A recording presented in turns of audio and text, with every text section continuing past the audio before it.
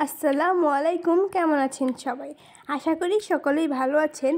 আজকে আমি করব বড়ই ভর্তা। তাই বড়ই ভর্তা করার জন্য প্রথমেই গাছ থেকে কিছু পাকা পাকা বড়ই উঠিয়ে নেব। এই দেখেন কত পাকা বড়ই, এখান থেকে কিছু বড়ই আমি উঠিয়ে নিচ্ছি। আপনাদের কাদের কাদের বড়ই ভর্তা খেতে ভালো লাগে অবশ্যই কমেন্টে বলবেন। আর যারা যারা আমার ভিডিও দেখছেন আমার চ্যানেলটি সাবস্ক্রাইব করবেন এবং আমার পাশে থাকবেন। আর যারা আমার পাশে রয়েছেন তাদেরকে অসংখ্য ধন্যবাদ। আর আরেকটা কথা বলার ছিল, দেখেন বসন্তকাল এসে গেছে, তাই আমার রান্নাঘরে বসন্তকালের ছোঁয়া এসে পড়েছে। আমার বিশেষ করে বসন্তকালটা খুবই পছন্দ। তো চলে যাই আমরা বড়ইয়ের গাছের কাছে। দেখেন কতগুলো বড়ই পেরে নিয়েছি পাকা পাকা। এখান থেকে কিছু বড়ই আমি ধুয়ে শুকিয়ে নেব আর কিছু বড়ই ভর্তা করব।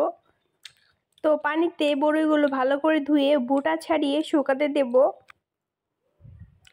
চালনিতে শুকা দিব, তাহলে বড়ইটা তাড়াতাড়ি শুকাবে। এখন আমি আর আম্মু বড়ইগুলোর বোটা ছাড়িয়ে শুকা দিচ্ছি। আপনাদের কাদের কারে শুকানো বড়ই খেতে ভালো লাগে অবশ্যই বলবেন। আমার কিন্তু শুকানো বড়ই খেতে খুবই ভালো লাগে, তাই আমি বিশেষ করে বেশি করে বড়ই শুকাই। তো এখন আমি বড়ই ভর্তা করতে চলে এসেছি। তো হামিনদিস্তায় কাঁচামরিচ, লবণ, ধনিয়া পাতা ছেঁচে নেব। ধনিয়া পাতার সাথে বড়ইগুলো দিয়ে ছেঁচে নেব।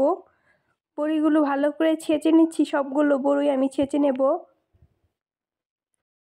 আপনাদের হয়তো বড়ই ভর্তা দেখে লোভ আসছে, কিন্তু আমার কিচ্ছু করার নাই, আপনারা এখানে এসে খেয়ে যাবেন।